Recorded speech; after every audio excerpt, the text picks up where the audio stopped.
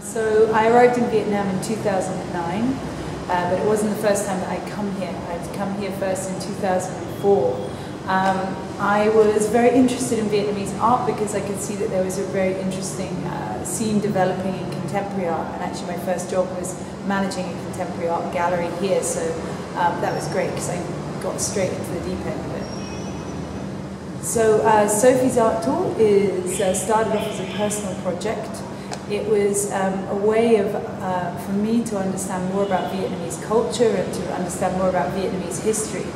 And as I started to learn about the history, I started to realize there were artists who had these incredible lives and which had been affected by all of the major shifts in Vietnam's 20th century history. And I was lucky enough to meet quite a few of them, and they told me their personal stories, and I started to see a great opportunity to try and put this all together into one experience which I could share with other people, which is what is Sophie's art tour.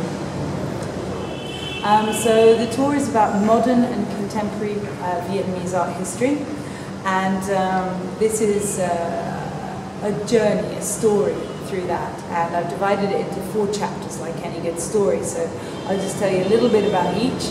We start off with colonialism. We look at how the French influenced Vietnam, and we look at the influences that are left behind, and they had a particularly strong influence on fine art here and the way that artists produced work. We look at also the 2 Indochina wars, so the Franco-Vietnamese war, also the Vietnam-American war, and we look at how artists were these incredible tools for boosting morale, for communicating messages, and we look at some of the works that they produced while they were with soldiers. We also look at northern and southern art and make a comparison between the two. And then the last chapter that we look at is contemporary art, which is very exciting because this is about young people today producing works and organisations that are facilitating that and connecting them up internationally. So you can see how Manu there has attempted to show us all of those things, movement and light and reflection in this piece. And we can also see echoes of that.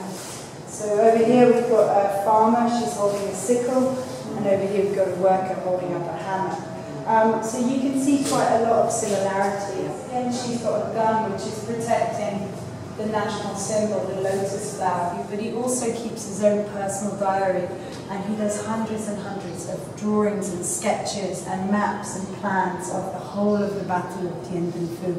And kind of increased freedom was a time to start playing again, a time to start experimenting again. Their counterparts in Hanoi were also starting to experiment.